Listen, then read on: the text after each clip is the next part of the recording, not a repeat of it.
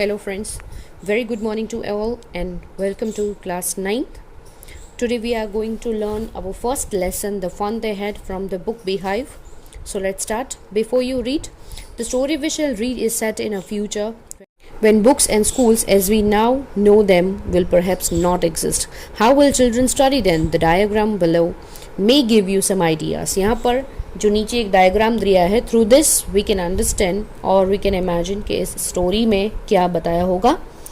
इस स्टोरी में future schools की बात की है जब बुक्स अवेलेबल नहीं होगी. तो जब बुक्स और स्कूल्स अवेलेबल नहीं है तो फिर बच्चे कैसे पढ़ते होंगे, that we can learn through this story. Margie even wrote about it that night in her diary. On the page headed 17th May 2157 she wrote, "Today Tommy found a real book." आज मार्गी जो है वो लिख रही है कि आज के दिन टॉमी ने एक रियल बुक को ढूंढा. It was a very old book. Margie's grandfather once said that when he was a little boy, his grandfather told him that there was a time when old stories were printed on paper. एक बार की बात है जब ये old book जो है वो Tommy को मिली, तब मार्गी ने बताया कि उसके ग्रैंडफादर बता रहे थे उनको कि जब वो लोग छोटे थे तब वो लोग उनके ज़माने में ये सब बुक्स को यूज़ किया करते थे. And there was a time when all stories were printed on a paper. तब सारी स्टोरीज जो थी वो किसी पेपर पे प्रिंट करके दी जाती थी. They turn the pages which were yellow and crinkly and it was awful funny to read words that stood still instead of moving the way they were supposed to on a screen, you know. And then when they turned back to the page before, it had the same words on it that it had had when they read it first time.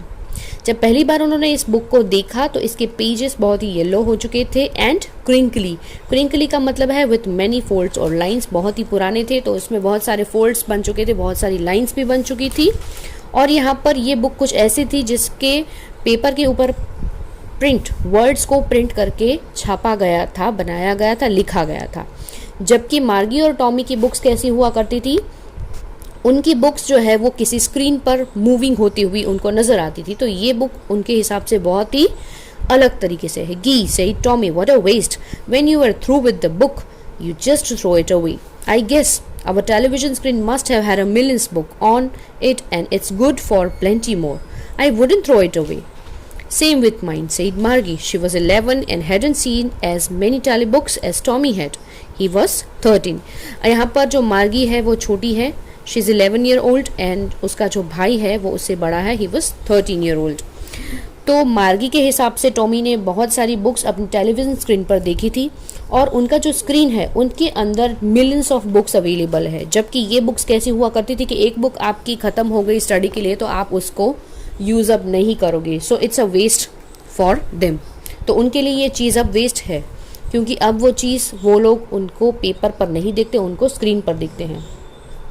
She said, "Where did you find it?" "In my house." He pointed without looking because he was busy reading in the attic. "What's it about?" "School."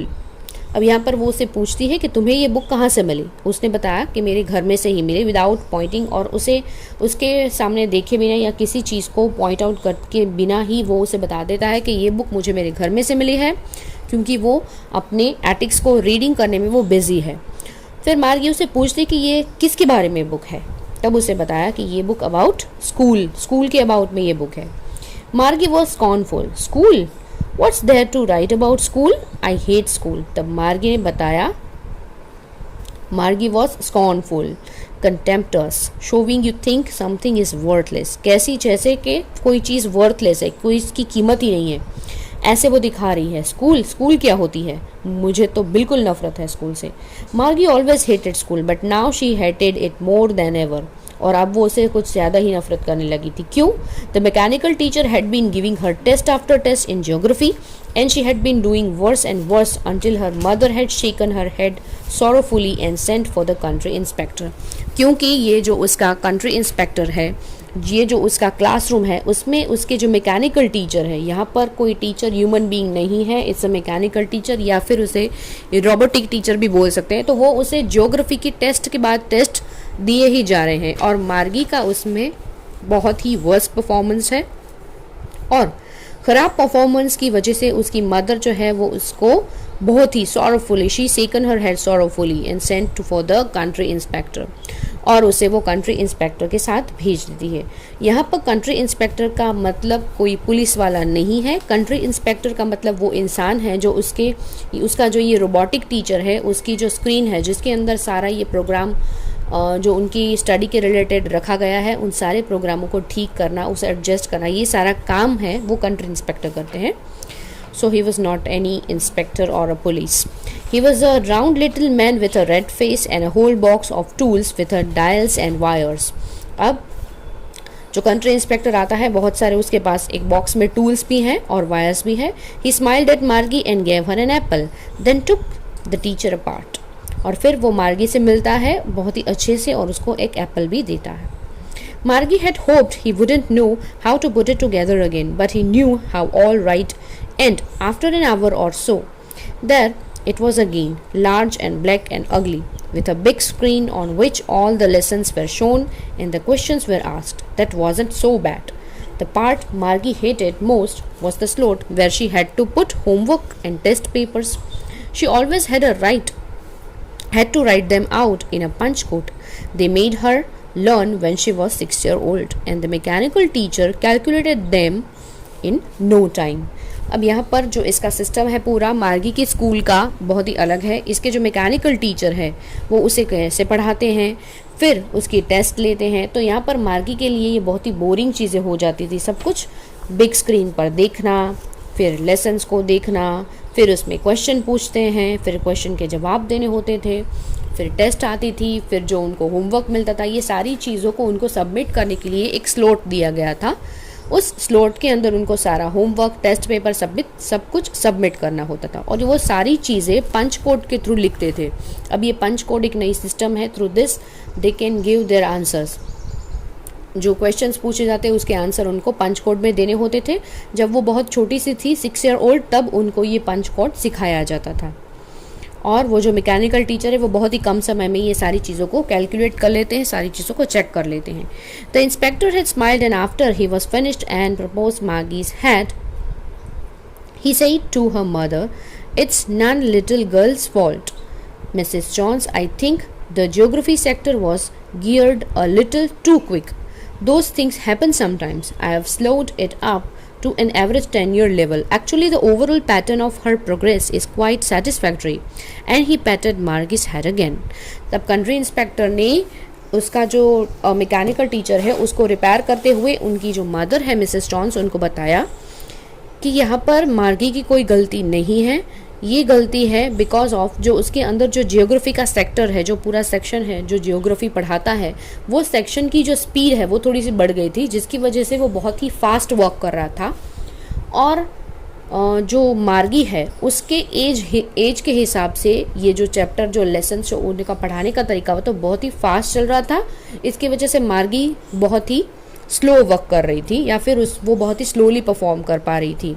तो यहाँ पर मार्गी का कोई fault नहीं है, just because the mechanical fault ये सब कुछ हो रहा था। बाकी देखने जाए तो मार्गी का जो परफॉर्मेंस है क्वाइट सेटिस्फैक्ट्री है और उन्होंने उस स्लॉट को भी काफ़ी हद तक ठीक कर दिया और फिर वो मार्गी से मिलकर चले जाते हैं।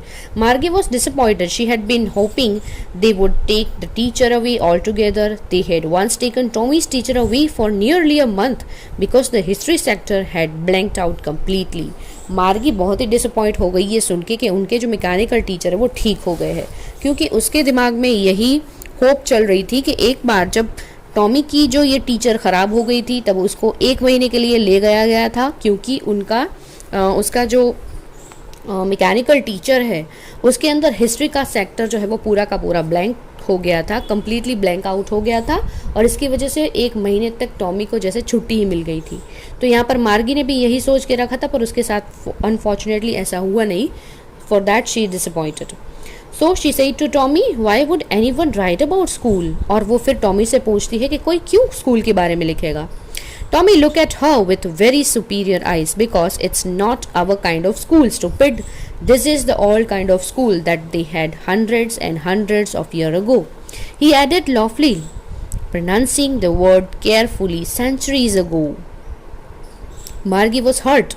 Well, I don't know what kind of school they had all that time ago. She read the book over his shoulders for a while, then said, anyway, they had a teacher. अब यहाँ पर Tommy उसे बताता है बहुत ही surprisingly कि भाई वो स्कूल जो थे वो हमारे टाइप के स्कूल नहीं थे. 100 ईयर अगो यानी कि सेंचुरीज अगो पहले की बात है जब इस तरह के स्कूल हुआ करते थे. तब के स्कूल अलग हुआ करते थे, हमारी तरह नहीं हुआ करते थे. मार्गी को थोड़ा बुरा भी लगा बिकॉज वो इसके उस तरह के स्कूल के बारे में जानती नहीं थी और थोड़ा सा ही बस उसने पढ़ा और फिर उसे बताया कि वहाँ पर हमारी तरह जो मैकेनिकल टीचर है वैसे टीचर वहाँ पर नहीं, उस टाइम में ऐसे टीचर नहीं हुआ करते थे.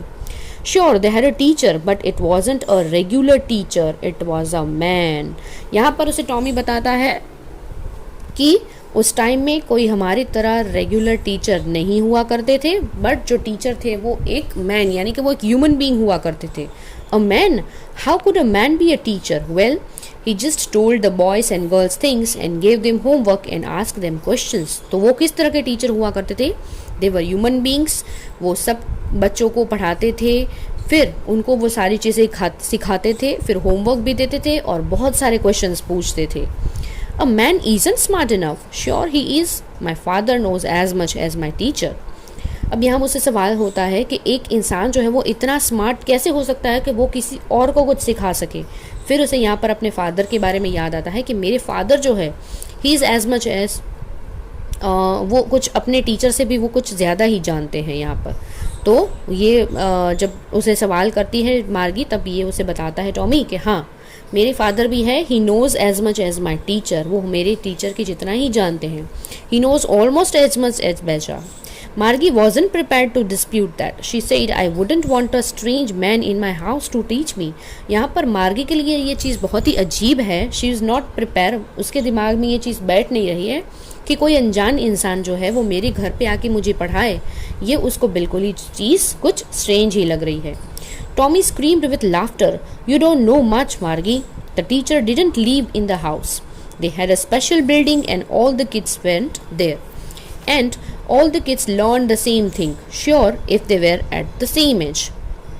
अब यहाँ पर टॉमी उसे बताता है हंसते हुए कि तुम्हें पता नहीं है कि वो जो टीचर हुआ करते थे उस टाइम में वो किसी घर में या किसी के घर पे वो नहीं रहा करते थे, पर उस टाइम में स्कूल के लिए एक स्पेशल बिल्डिंग हुआ करता था और सारे बच्चों को वहाँ पर एक साथ जाना होता था. सभी बच्चे जो थे उसको सेम चीज़ें पढ़ाई जाती थी, जो सेम एज ग्रुप के बच्चे थे उनको एक ही चीज़ पढ़ानी होती थी, सिखानी होती थी. But my mother says a teacher has to be adjusted to fit the mind of each boy and girl it teaches and that each kid has to be taught differently. और तब उसकी मदर ने भी उसे बताया था कि every teacher जो है उसको बच्चों के हिसाब से एडजस्ट करना पड़ता था अपना माइंड, क्योंकि हर एक बच्चा जो है उसका जो एज ग्रुप है, उसका जो समझने का लेवल है वो सब अलग अलग हुआ करता था और बच्चों को भी सब अलग अलग तरह के सब्जेक्ट्स भी पढ़ने होते थे. Just the same they didn't do it that way then. If you don't like it, you don't have to read the book. I didn't say I didn't like it. Margie said quickly. तब बहुत ही चिढ़ते हुए Tommy ने क्या बताया, अगर तुम्हें पसंद नहीं है तो तुम मत पढ़ो. तब मार्गी ने बताया कि मैंने ऐसा कब कहा कि मुझे पढ़ना पसंद नहीं है. She wanted to read about those funny schools. उसे उन funny schools के बारे में और भी पढ़ना है. They weren't even half finished when Margie's mother called. Margie, school. Margie looked up. Not yet, Mama. Now, said Mrs. Jones, and it's probably time for Tommy too. अब उनकी ये स्कूल की बातें ख़त्म नहीं हुई है तभी मार्गी की मदर उन्हें बुलाती है क्योंकि उसका स्कूल का टाइम हो गया है और साथ साथ में वो टॉमी को भी बुलाती है क्योंकि उन दोनों की पढ़ाई का टाइम हो चुका है. मार्गी said to Tommy, can I read the book some more with you after school? और फिर मार्गी जो है वो टॉमी से पूछती है कि क्या स्कूल के बाद हम इस बुक के बारे में कुछ ज़्यादा पढ़ सकते हैं. Maybe, he said nonchalantly. He walked away wishingly, the dusty old book tucked beneath his arm. और फिर उसने बताया बहुत ही यहाँ पर नॉन कैलेंटली का मतलब है नॉट शोविंग मच इंटरेस्ट और एंथुजियाज्म, यानी फिर केयरलेसली भी बोल सकते हैं. उसे इतना मज़ा नहीं आया जवाब में तो उसने बताया कि हाँ शायद हम पढ़ सकते हैं और फिर उस बुक को वो लेकर गया. Margie went into the schoolroom. It was right next to her bedroom, and the mechanical teacher was on and waiting for her. It was always on at the same time every day except Saturday and Sunday. यहाँ पर एक अलग से room जो मार्गी के bedroom के ठीक नज़दीक में रूम था, जो उसका स्कूल रूम था, वहाँ पर उसके जो मैकेनिकल टीचर है वो उसकी राह देख रहे थे. Except Saturday and Sunday everyday रोज़ पढ़ाई वहाँ पर ही होती थी. Because the mother said little girl learned better if they learned at regular hours. क्योंकि उनकी मदर का भी मानना यही था कि अगर छोटी बच्चियों को, लिटिल गर्ल्स को, छोटी बच्चियों को अगर रेगुलर वर्क करवाया जाए, रेगुलर पढ़ाया जाए उनको, तो वो अच्छे से सीख सकती है. The screen was lit up and it said, "Today's arithmetic lesson is on the addition of proper fractions. Please insert yesterday's homework in the proper slot." In the proper slot. यहाँ पर एक स्क्रीन होती है जिस screen पर light blink होती है. It's lit up and वहाँ से कुछ आवाज़ आती है उसके मैकेनिकल टीचर की कि आज एरिथमेटिक का लेसन होने वाला है about addition of proper fraction. पर उससे पहले आपको यस्टरडे का होमवर्क जो है वो होमवर्क के स्लॉट में आपको प्रॉपर तरीके से ऐड करना है. Margie did so with a sigh. She was thinking about the old school they had when her grandfather's grandfather was a little boy. अब मार्गी को पता है कि उसे अपने स्कूल में पढ़ना है, पर फिर भी एक साई यानी कि एक दुख भरी आवाज़ के साथ बस अब उसका मन जो है वो ओल्ड डे की जो स्कूल के बारे में अब उसने जाना है तो उसमें ही उसका मन लगा है जब उसके ग्रैंडफादर जो है वो छोटे हुआ करते थे और स्कूल में जाया करते थे.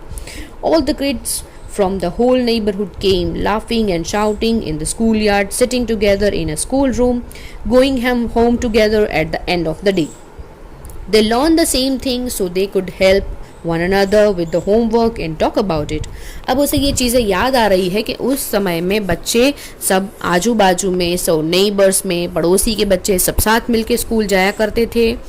वहाँ पर फन मस्ती करते थे, हंसते थे, स्कूल में साथ बैठते थे, सभी साथ में पढ़ते थे और होमवर्क में भी वो एक दूसरे की मदद कर पाते थे. तो साथ में बैठना, ये मस्ती करना, एंजॉइंग करना, तो ये सब स्कूल लाइफ जो एंजॉइंग करते हैं सब साथ मिलके, तो मार्गी को अब दिमाग में यही बातें चल रही है कि वो कितना एंजॉयबल रहा होगा उनके लिए ये सारी चीज़ें, स्कूल साथ में आना, स्कूल साथ में जाना, ये सब चीज़ें उनके लिए कितनी enjoyable होगी. And the teachers were people, और ये बात भी उसके लिए बहुत ही अच्छी लगी उसको थोड़ी सी अब कि भाई पीपल ही थे जो उनके टीचर हुआ करते थे, एक पर्सन, ह्यूमन बीइंग ही थे. The mechanical teacher was a flashing on the screen when we add fractions and 1/4. Margie was thinking about how the kids must have loved it in the old days. She was thinking about the fun they had. अब फिर से mechanical teacher की आवाज़ आती है, उसकी screen पर flashing होता है व्हेन वी ऐड फ्रैक्शंस, और फिर फ्रैक्शंस के बारे में उसको ये जो सम्स दिए जाते हैं उसके बारे में वो पढ़ाने की शुरुआत कर रहे हैं. पर अब मार्गी तो बस उसी ख्यालों में खोई है. मार्गी वॉज थिंकिंग अबाउट, बस वो उसी के बारे में सोच रही है कि तब उस दिनों में kids must have loved it in the old days. पुराने दिनों की बात है जब किड्स जो थे वो कितना उनके लिए कितना लव्डफुल, कितनी ये चीज़ मेमोरेबल, कितनी एन्जॉयबल होती होगी. She was thinking about the fun they had, कि स्कूल में एक साथ जाना, एक साथ मस्ती करना, नाश्ता करना, बातें करना, एक साथ आना जाना, एक दूसरे को हेल्प करना, ये सारी चीज़ें उनके लिए कितना फ़न होगा. तो ये फ़न उन्होंने कितना एंजॉय किया होगा इन टू देयर स्कूल डेज. तो अब मार्गी के बारे में बस यही ख्याल आ रहे हैं. So here we are and our lesson number 1, the fun they had. I hope you understand it well. Thank you.